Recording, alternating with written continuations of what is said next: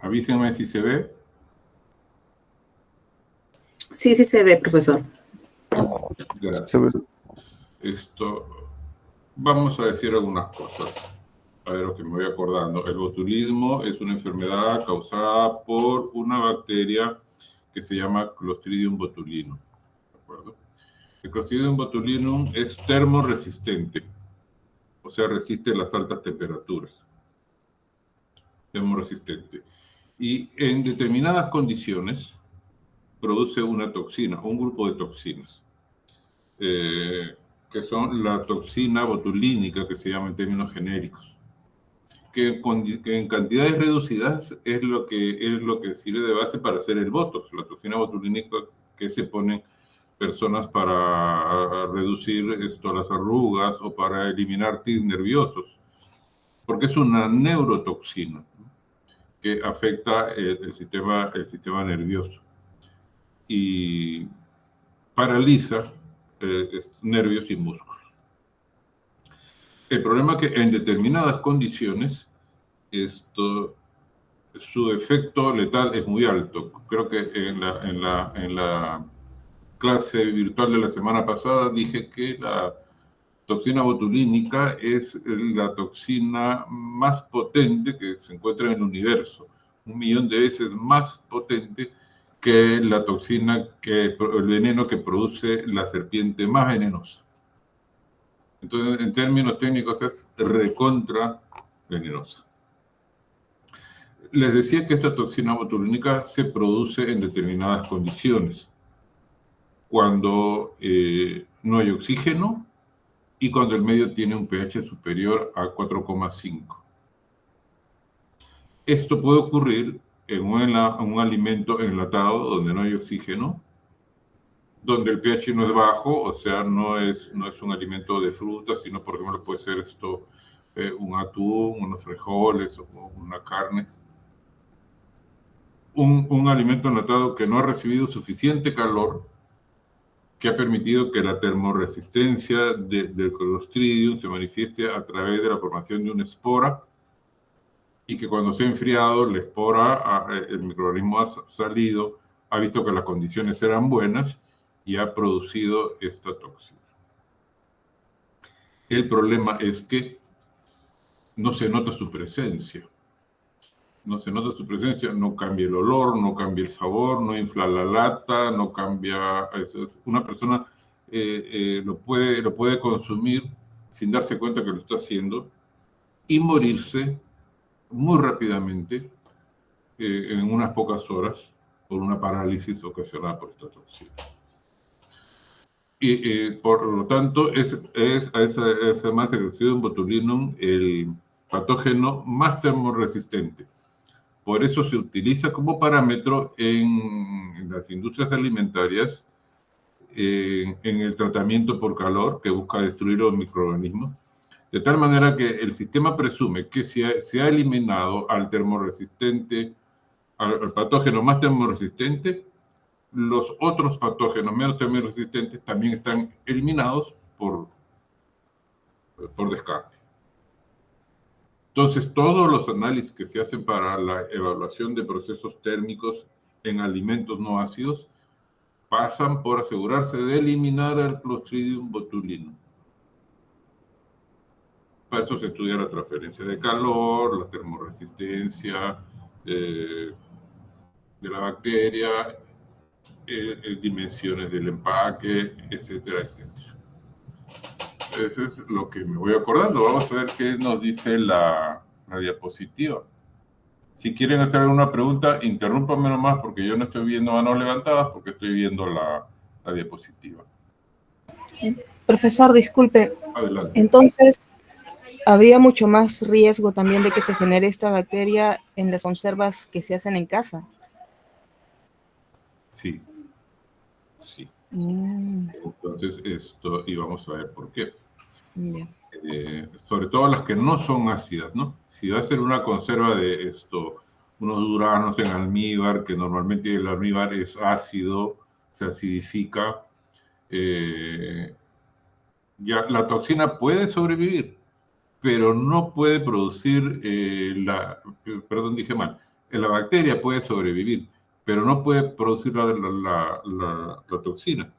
De repente nosotros estamos comiendo una ensalada y ahí está el Clostridium botulinum y lo consumimos, pero no ha producido la toxina y no nos pasa nada.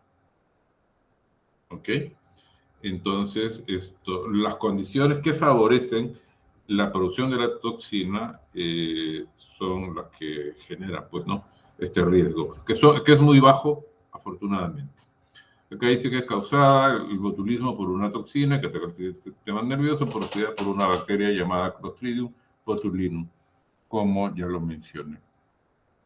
Es una bacteria, vamos a decir, termorresistente y por como tal capaz de envolverse, protegerse en una espora, encapsularse, que la protege de la alta temperatura. Y sobrevivir a estas condiciones de calor. Producida por Clostridium botulinum, ya se dijo, es una enfermedad neuroparalítica que se produce a causa de la acción de una potente neurotoxina, que es la misma con la que hacen el Botox. Como decía Paracelso, la toxicidad está en la dosis. Claro, el Botox es una dilución muy pronunciada de esta toxina, ¿no? Puede matar rápidamente después que el individuo ingiere alimentos contaminados. Y además, una pequeñísima cantidad de la toxina, por la toxicidad amplia que tiene, esto es suficiente para matar a la gente. Puede matar rápidamente, dice. La bacteria produce la toxina botulínica únicamente en ambientes altamente deficientes de oxígeno, donde hay enlatados. Las latas se les hace vacío, cuyo pH no sea muy ácido, mayor de 4,5. Ese 4,6 lo podemos cambiar. Me antoja cambiarlo ahorita. Ahí está. Razón por la cual es más frecuente encontrarla en alimentos enlatados o cerrados. En presencia de oxígeno, el Clostridium no produce la toxina. Si hay alimentos ácidos, tampoco lo produce. Tipo por ejemplo, si hace un guisado en la casa, esto para el día no va a ocurrir nada, eso está en contacto con el oxígeno. Nos preocupa el botulismo alimentario por ingerir toxinas preformadas en los alimentos contaminados. Podría llegar por heridas o por ingestión de esporas en el intestino de los lactantes. También es peligroso. Pero el botulismo alimentario es el que más nos preocupa. Adelante.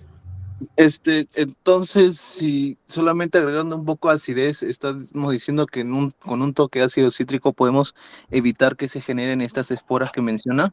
No, vamos a seguir asegurándonos que el pH es inferior a 4,5. Pero por eso digo, con ácido cítrico como conservante se puede evitar. Ácido cítrico, ácido acético, perdón, se utilizan, ¿sí? Lo que nos interesa es el pH, 4,5 para abajo. Pero el riesgo es muy bajo, nosotros no hacemos enlatados prácticamente, ¿no? Por ejemplo, en la Universidad de Educación hacemos muchos trabajos con alimentos, pero enlatados, cuando se hacen con la pequeña enlatadora que hay, la dificultad de conseguir latas, etcétera, simplemente lo hacemos a pH alimentos, frutas, que son ácidas, ¿no? En la agraria, en la planta piloto, sí hacíamos enlatado de frijoles con tocino, que su pH es superior a 4,5, entonces había que tomar todas las precauciones y eso implicaba aprender todos los procedimientos matemáticos que cuando no había computadora eran pesaditos. Ahora me imagino que esto rápidamente se hará eso, ¿no? Y tomar las temperaturas y todo eso. Entonces la respuesta es ácido. Asegúrese que el pH es ácido. Y si lo hace esto a la presión atmosférica, no va a haber problema tampoco. Entonces de acá ya empezamos a decir una cosa. El riesgo es bajo, el peligro es alto. ¿Se dan cuenta? Frecuencia en el Perú, las incidencias de botulismo es baja. Las incidencias de botulismo en el mundo en el mundo están documentadas, ¿no? Porque el riesgo es tan bajo que el sistema, las alertas pueden encenderse rápidamente y buscar los orígenos y controlarlos, ¿no? Por ejemplo, aquí tenemos en Lambayeque hubo un brote en 1983. Un alimento sospechoso fue un queso. En el segundo brote en Huancayo, en 1988, un embutido tipo salchicha, embutido artesanal. Por eso a los embutidos se les pone conservantes, ¿no? Entonces, como decía, yo prefiero un conservante químico a un Clostridium botulinum natural. Oiga, pero uno es natural y el otro es químico, ya, pues ¿a quién prefiere? Con 2 fallecidos, el caso anterior con un fallecido, un tercer brote en Lima en 1996, se sospechaba de una conserva de espárragos. No hubo fallecidos, hubo una intervención rápida, un antídoto a tiempo, evita el desenlace. En comas, en el año 2003, un paciente de 40 años de edad había consumido un atún enlatado en malas condiciones de conservación después de haber sido abierta un día antes. Acá les voy a hacer un comentario al rato. Ya. Sobre eso me hacen recordar sobre los enlatados. Bueno, comienza entre 2 y 36 horas. Lo hemos comido, ni cuenta nos hemos dado, porque este bandido no se deja notar normalmente. Entonces, los síntomas están relacionados con la neurotoxicidad, dificultad para tragar o para hablar, boca seca, debilidad facial en ambos lados del rostro, visión borrosa, caída de los párpados, problemas para respirar, que es un autorreflejo, náuseas, vómitos, calambres, parálisis, y a pocas horas la persona ya no puede respirar y se muere. 36 horas, por ejemplo.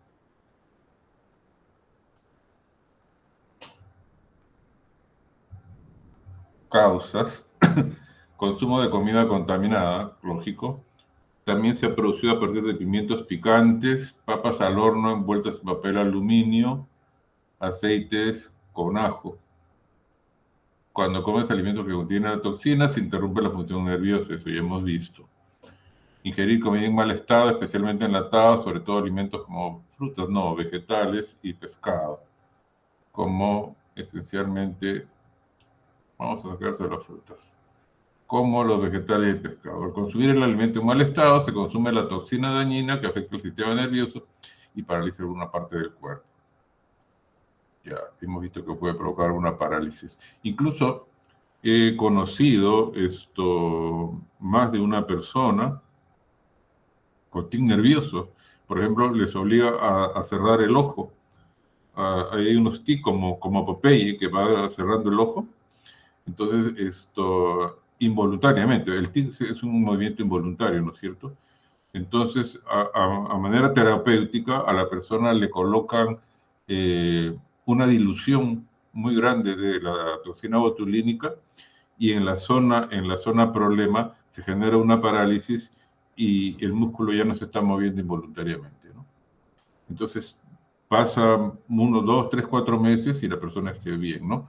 Cuando cesa el efecto de la toxina, nuevamente tiene que ponerse porque empieza otra vez el tic. Entonces, puede servir incluso como fármaco por la acción que tiene. Y como todos sabemos, y hacen la propaganda para reducir las arrugas y todo eso.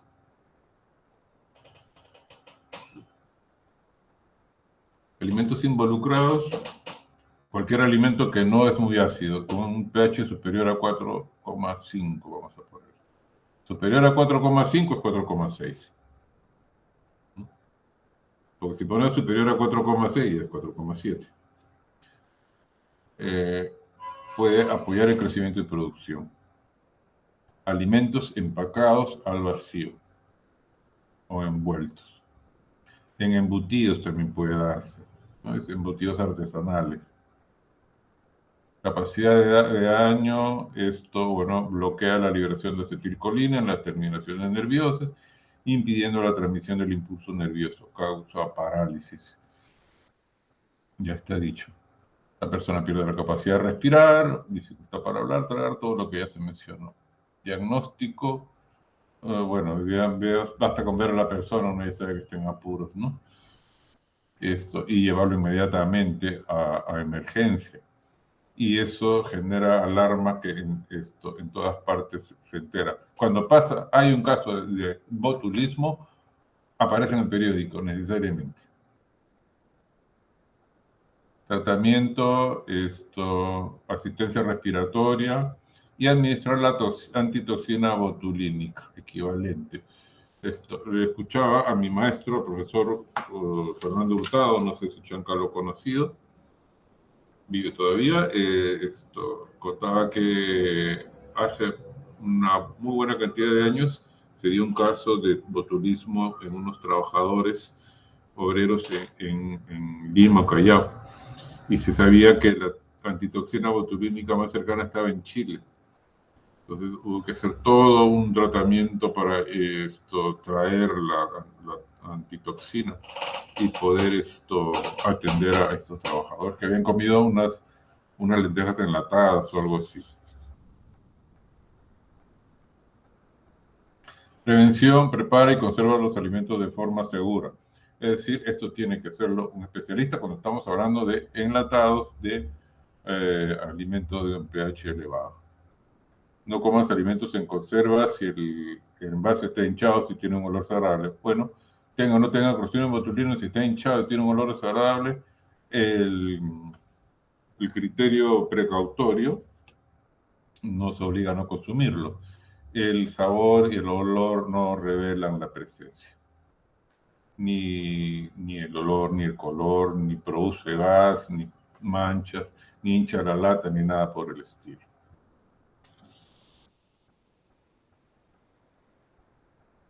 Cuidados, emplear técnicas de enlatado adecuados, y acabamos de aterrizar, para favorecer la destrucción de gérmenes que causan. Ya, la toxina puede destruirse con un hervido de 10 minutos. La toxina, ¿no? Si sabemos que el alimento tiene la toxina, lo hervimos 10 minutos, la toxina se destruye. Pero ¿quién se arriesga a comer eso? Yo creo que nadie, ¿no? Entonces, el procesamiento es lo importante. Y por eso tiene que ser realizado por el personal técnico. Entonces, acá vale decir una cosa. Nosotros vivimos en un país en el que se falsifica todo, ¿no? Y se pueden falsificar también estos alimentos enlatados con etiquetas de marcas de prestigio, que de repente la vemos que nos venden ambulantes, ¿no? Y ese 3 por 10 soles, qué sé yo. Entonces, sospechar o desconfiar de esas ofertas de enlatados ambulantes, no coger una lata en el supermercado que la veamos chancada, por ejemplo. Cuando una lata se chanca, el cierre hermético tiende a perder hermeticidad, valga la redundancia, y puede ingresar, por ejemplo, agua contaminada y ingresar el Clostridium y encontrar que todo está lindo para hacer la toxina y la hace. Entonces, no consumir embutidos de origen desconocido o artesanales, ¿no? Busquemos siempre alimentos marca y calidad que revisten cierta seguridad, ¿no? Cuando vemos toda esa lectura de químicos que vemos ahí, que ustedes me dicen así, pues uno de esos químicos va a evitar la acción del Clostridium botulinum. Entonces, esa es la recomendación, ¿no? Cuidado, bueno, si se me cae la lata en mi casa, no dice chanca, pues inmediatamente la abro y la aprovecho. Pero si encuentro uno en el supermercado, no la voy a llevar a casa. Tampoco voy a comprar la cadena de los ambulantes. Háganme preguntas.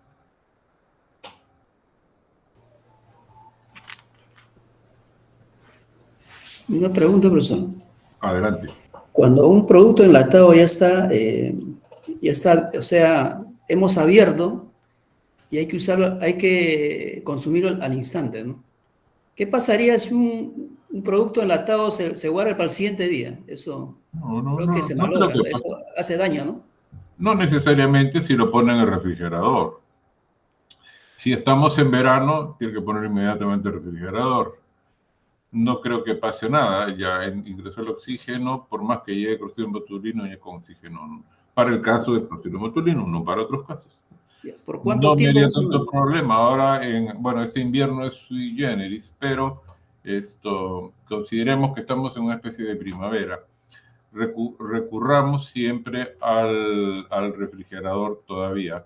Y no, abrir una lata no quiere decir que ya tenemos que comer inmediatamente, ¿no? Tiene un par de días para esperar, sin ningún problema. Profesor, disculpe, continuando con la pregunta de nuestro compañero, siempre se escucha, bueno, algunas veces he escuchado decir, ¿no?, que cuando uno abre la lata de leche debe pasarla a un frasco de vidrio. ¿Hay un motivo o es una creencia? No sé. Forma parte del folclore, de las cosas que nos gusta creer. No hay ninguna razón, porque si está en contacto con la lata y le hacemos hueco a la lata, no va a ocurrir nada, ¿no?